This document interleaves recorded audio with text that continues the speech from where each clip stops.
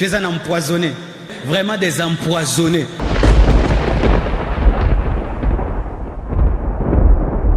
Il n'y aura pas beaucoup de vieillards parce que les gens vont mourir très très jeunes. Est-ce que je peux un peu vous parler? Regardez mes frères et sœurs. Voyez cette bouteille? Vous savez quelle est source de maladie? Qui le sait?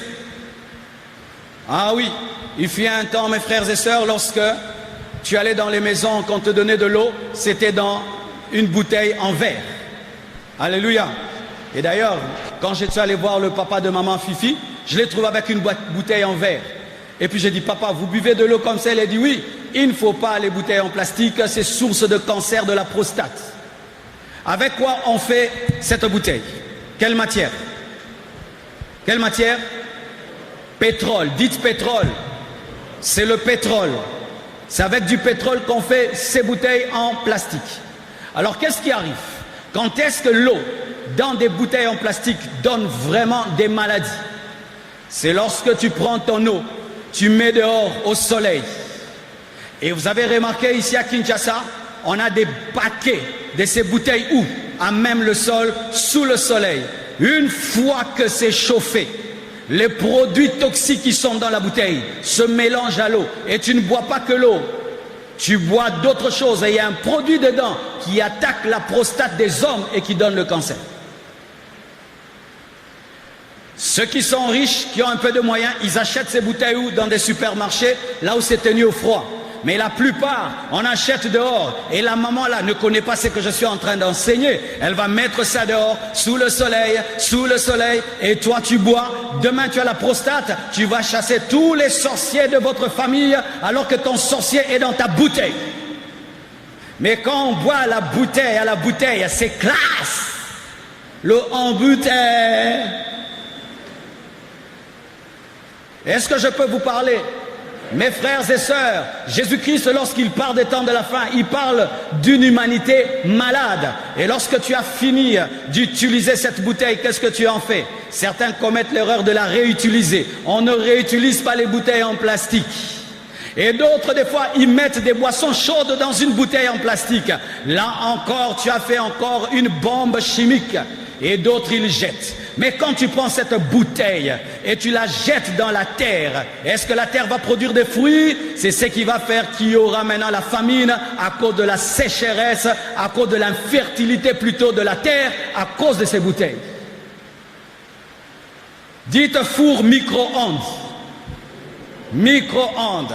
Ils nous ont créé des micro-ondes. Et micro-ondes, ça fait classe. Ça fait classe. Tu ouvres et puis il n'y a pas le feu. Ce sont des ondes qui viennent sur ta nourriture et qui la réchauffent. Mais si vous ne savez pas, les micro-ondes enlèvent tous les nutriments de la nourriture. Quand tu manges une nourriture qui était au micro-ondes, il n'y a plus rien dedans. C'est bon dans la bouche, mais il n'y a rien dans le corps. Mais on est tellement paresseux. On ne sait plus ouvrir la plaque et chauffer la nourriture. On chauffe tout là-bas, tout là-bas, tout là-bas et tout là-bas. Et nous mangeons rien dedans. Dites pain blanc. Pain blanc. Qui aime le pain blanc? D'ailleurs, c'est ce que nous mangeons tout le temps. Le pain blanc, il est blanc. Si ton pain est blanc, il est blanc. Le pain blanc est un mauvais pain. Surtout celui du Congo. Ah là là. Quand on le met dans le four, il est petit comme ça. Quand il sort, il a grossi. Il est comme ça dans le four. Et puis, boum! Pourquoi? On y met tellement de levure. Et toi, tu penses que tu manges un pain, tu manges des levures. Pas seulement, tu manges rien. Un vrai pain pourri le lendemain. Quand tu achètes un bon pain, les pains complets, les pains gris, tu le mets chez toi à la maison. Si tu le mets dehors, pas au frigo, demain il pourrit. Mais prenez aujourd'hui, pas pour manger, pour tester. Pas pour manger, pour tester. Allez acheter aujourd'hui un pain blanc de boulangerie que vous connaissez. Amen. Prenez ce pain blanc-là. Mettez-le dans votre cuisine. Pendant une semaine, je vous dis, il ne va pas perdre de forme ni de taille. Il ne va pas s'abîmer. D'ailleurs, il sera plus dur qu'avant. Maintenant, quand tu prends un pain, Tu le mets en dehors de ton corps, il devient dur. Quand tu le mets dans ton corps, il te donne quoi? C'est pourquoi les hommes, on a des...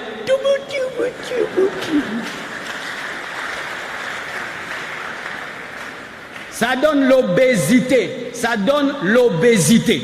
Allez faire le test. Parce qu'une vraie nourriture pourrit, une nourriture qui ne pourrit pas n'est pas une bonne nourriture.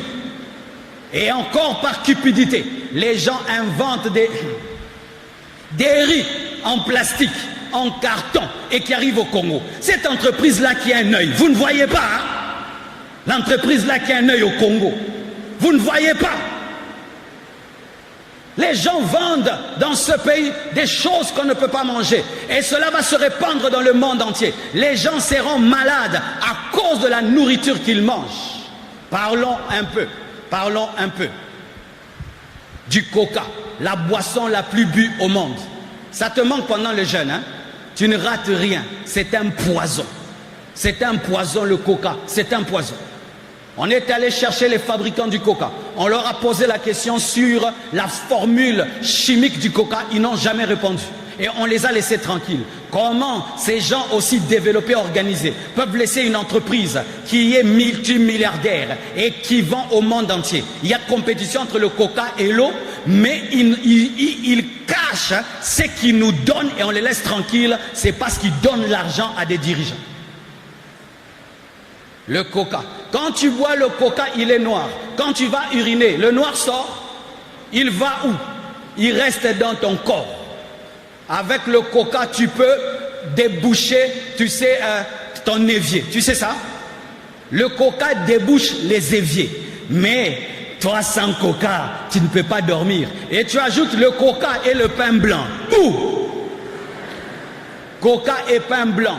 Et maintenant, quelqu'un qui mange le coca et le pain blanc, tout c'est ce que tu fais que manger, coca, pain blanc. Quand tu auras un enfant, il sera intelligent. C'est pourquoi on a des enfants, oh, tout n'est pas. Donnez-moi la main, dites équilibre. Aujourd'hui, je suis venu seulement t'équilibrer. Alléluia. Manger la nourriture bio, c'est pour les villageois. Quand on est civilisé, il faut prendre un chariot, le remplir de cornflakes. Vous savez, le cornflakes, c'est quoi? C'est du sucre. On rend nos enfants obèses avec le cornflakes.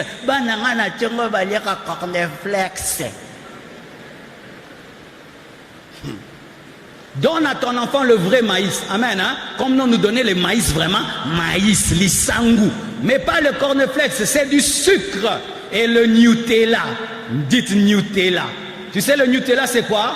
Mafuta mbila batia sukali. Oui, en français. L'huile de palme sucrée. Prends le Nutella, expose-le au soleil. Et tu vas voir ce qui va arriver. L'huile va monter et en bas, il y aura un peu de chocolat. Donc quand toi tu donnes à tes enfants le Nutella, tu les rends obèses et tu les rends diabétiques. Et l'homme moderne, il aime tout le temps l'énergie. L'énergie. On n'aime pas être fatigué. On est tout le temps Red Bull, Monster. Red Bull, Monster, c'est pourquoi les gens ont des AVC. Quand tu es fatigué, va dormir, tu auras la force. Alléluia. Mais tout le temps des choses énergétiques et ça touche le cœur. Et quand tu cherches la formule de Monster et de Red Bull, dedans il y a quoi? La taurine. La taurine c'est quoi? C'est l'urine du taureau. L'urine du taureau. Taurine. Urine du taureau. Non, tu mets la Red Bull. Non, tu mets l'urine du taureau. Je connais quelqu'un qui ne faisait que boire cela. Aujourd'hui, il a un ventre jusqu'ici, hein, jusqu'ici, cherchant toujours l'énergie. Mon frère, homme moderne, quand tu es fatigué, va dormir, arrête de boire des choses. La sieste donne la force. La sieste donne la force. Donnez-moi la main. Hein. Les Wi-Fi. Quand tu as un Wi-Fi à la maison, ne le mets pas dans ta chambre. Et quand même tu dors, tu peux éteindre le Wi-Fi. Mais qu'est-ce qui arrive? Nous dormons avec des Wi-Fi allumés et des téléphones à côté de nous. Tu sais que quand tu dors avec un téléphone sur ta tête, entre dans Wi-Fi. Ça va te proposer tous les Wi-Fi qui sont aux alentours, non? Des fois même 50 Wi-Fi. Donc les 50 Wi-Fi sont en train de rechercher ton téléphone qui est à côté de ta tête. Donc les 50 Wi-Fi sont en connexion avec ton cerveau parce que ton cerveau c'est aussi un ordinateur. Ce qui fait que les sommeils ne sont pas profonds. Et quand le sommeil n'est pas profond, le corps ne se renouvelle pas et le corps ne sait pas lutter contre les maladies parce que c'est en dormant aussi que ton système immunitaire se renouvelle. Ce qui fait que nous avons des sommeils qui nous tuent parce que tu vas dormir pendant 8 heures, mais tu n'as pas dormi 8 heures, tu as dormi 2 heures du temps. Et c'est quand nous dormons, on se réveille.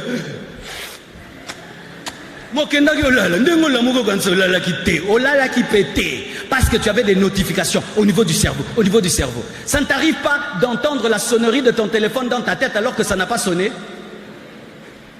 Pourquoi ma téléphone? Et donnez-moi la main, hein? Et tellement que nous aimons nos téléphones, qu'est-ce qu'on met? On les met ici, d'autres les mettent ici. Des femmes ont des cancers, des seins, et des hommes deviennent impuissants. Vous avez des ordinateurs sur vos cuisses. Mon bal est chaque ordinateur n'a cuisse, frère. Mon bal est chaque ordinateur n'a cuisse. Et les gens deviennent des impuissants. Les gens deviennent stériles à cause de la technologie. Et regardez, ton cou, il regarde maintenant vers où? Nos coups ne regardent plus vers devant. Nos coups regardent en bas. Regardez bien. Fais un examen. Dis aujourd'hui, je vais être mon cou normal. Tu auras mal au cou. Tellement qu'on est tout le temps comme ça. Pour être comme ça, c'est...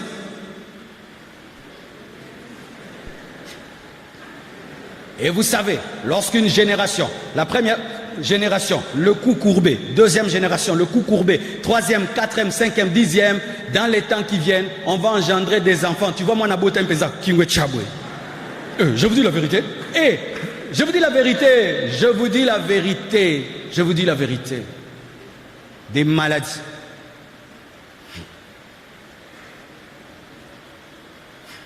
Est-ce que je peux parler? Et l'homme moderne, il tombe dans quoi?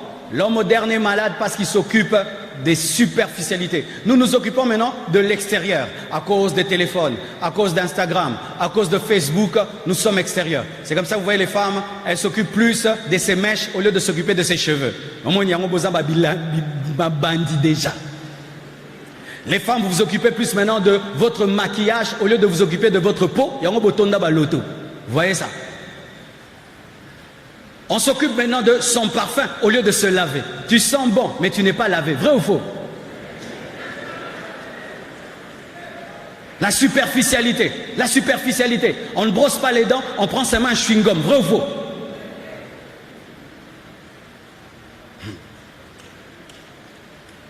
Remarquez autant de nos mamans. Est-ce qu'il y avait autant de stérilité?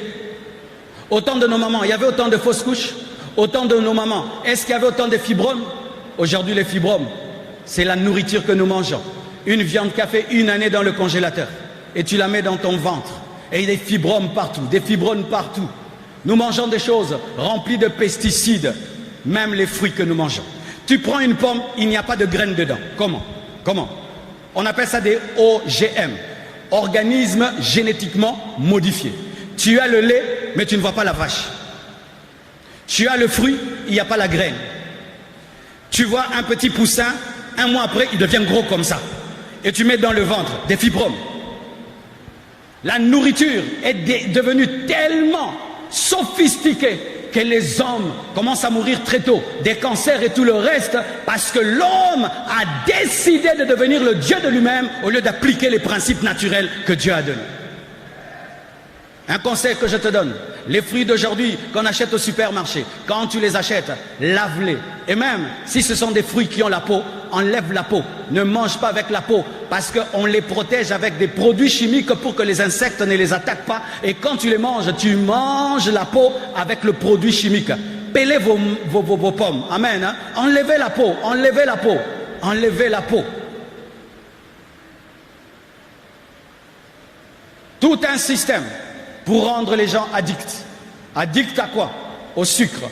Les grandes entreprises qui produisent la nourriture ont compris qu'un homme est plus addict au sucre qu'à la cocaïne. Une recherche a été faite, mes frères et sœurs. On prend des souris, on leur donne de la cocaïne. Après, on les sèvre de la cocaïne. On leur donne du sucre. Et puis on les sèvre du sucre. Et lorsqu'on fait une étude comparative, les souris pouvaient accepter d'être sévrées de la cocaïne, mais pas du sucre.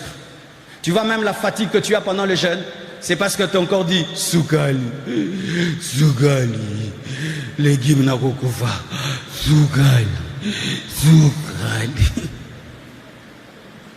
Quand tu n'as pas pris ta tasse de café sucré, tu es comme ça. Si seulement tu prends ton sucre. Mais le sucre que nous prenons, c'est quel sucre? Le sucre blanc. Avant, quel sucre nous prenons? Le sucre brun. Vous connaissez le sucre brun? Le sucre brun de Kwilungongo. Maintenant, ça devient le sucre du village. Lorsqu'on est développé, c'est le sucre blanc. Alors que le sucre blanc est mauvais. Vaut mieux le sucre brun que le sucre blanc. Mais maintenant, comment tu peux m'acheter un sucre sale comme ça? C'est le sucre sale là qui est bon, pas le sucre blanc là. Combien de cuillères tu mets dans ta tasse? Combien? Tu mets 4. Tu es un empoisonné. Vous qui mettez 4 cuillères, vous êtes des empoisonnés. Et vous mettez dans les haricots, vous mettez encore le sucre. Vraiment des empoisonnés. Parce qu'il y a du sucre déjà dans les haricots. Donne-moi la main que je te parle. Et aujourd'hui, vous savez ce qui se passe dans le monde. On dit qu'il y a la couche d'ozone qui est trouée. La couche d'ozone est trouée à cause des gaz d'effet de serre.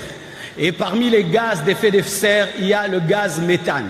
Et vous savez, le gaz méthane qui troue la couche d'ozone vient des vaches. Les vaches, quand les vaches mangent, ils envoient un gaz et ce gaz en montant, il troue la couche d'ozone. Les gens élèvent des vaches qui, petits, et demain ils deviennent tout grands parce qu'ils doivent mordre la viande. Et comme nous aimons tellement la viande, ce qui fait qu'ils doivent élever beaucoup de vaches. Et beaucoup de vaches, c'est beaucoup de gaz. Beaucoup de gaz, c'est la couche d'ozone qui se trouve. Et la couche d'ozone qui se trouve, ce sont des cancers. Nous devons revenir aux fruits, revenir aux légumes. Alléluia. Revenir aux poissons et manger rarement la viande. Alléluia. Et manger rarement la viande.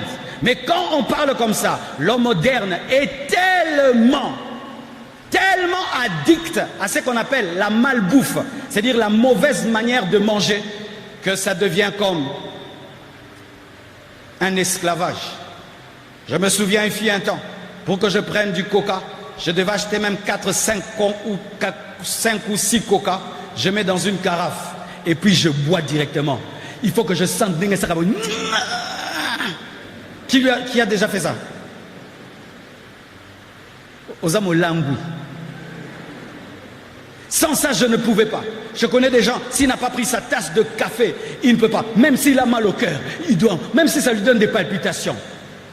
Et voilà maintenant mon enseignement. Lorsque nous voyons des famines, lorsque nous voyons des guerres, lorsque nous voyons des bruits de guerre, lorsque nous voyons toutes ces choses, est-ce que c'est la faute de Dieu? Est-ce que c'est la faute de Dieu? Pourquoi je suis diabétique? Tu te nourrissais comment? Pourquoi j'ai un problème de cœur? Est-ce que même tu fais du sport? L'homme moderne ne fait pas du sport. Nous sommes dans les voitures. Voiture, téléphone, voiture, téléphone, téléphone, voiture, voiture, téléphone. Même pas un peu d'exercice. Si je vous prends maintenant, je dis grosse, la moitié va tomber. On ne fait pas du sport, on ne fait pas des travaux manuels, on n'est qu'au téléphone. Ce ne sont que nos doigts et nos yeux qui fonctionnent. Nos doigts et nos yeux, nos doigts et nos yeux. Alors que l'homme a été fait pour bouger, pour marcher, pour courir. Oh, tu arrives en Europe, mon frère, tu serais étonné d'une chose. Même les vieillards courent. Tout le monde court. Tout le monde court. Ils ont compris que pour vivre, il faut courir. Mais nous, on ne court pas. On cause.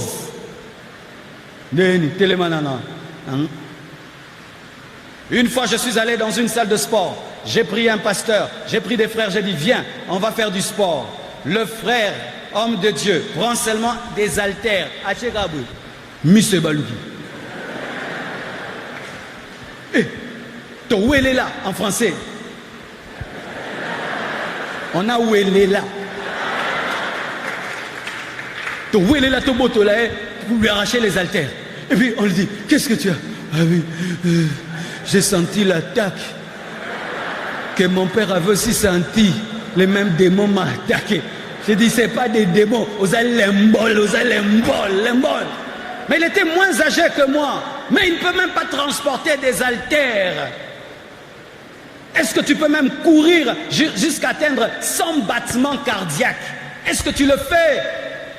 Nous mourons jeunes de gastrite, nous mourons jeunes d'hypertension, de diabète. Pourquoi? Téléphone, s'asseoir, voiture, téléphone, s'asseoir, dormir, voiture. Jamais même tu ne cours.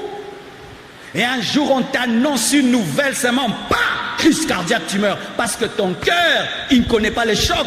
Tu sais, quand tu cours, c'est dire que tu amènes ton cœur à des niveaux de battement très élevés. Le jour que tu as un choc, c'est déjà habitué. Si tu me dis quelque chose qui me donne un battement de 80, ça ne va rien me faire parce que j'ai fait du sport qui me donne un battement de 100 et de 110 et de 120. Mais toi, ton cœur, c'est toujours 60. Moi, kaka landio au koufi.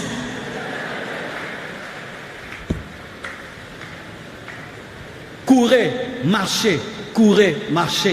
Mais à cause du train de vie de l'homme moderne sera faible, l'homme moderne sera un fainéant et l'homme moderne va attraper les maladies. Mais ce n'est pas la faute de Dieu.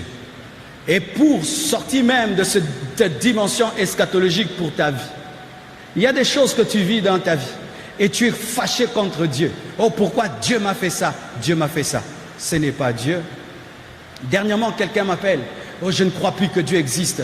Pourquoi Dieu m'a fait ça? J'ai dit, raconte-moi ta vie. Mais quand elle commence à me raconter sa vie, elle a couché avec ce garçon. Elle a couché avec ce garçon. Et puis elle a couché avec ce garçon. Et puis elle a attrapé une grossesse d'un homme âgé.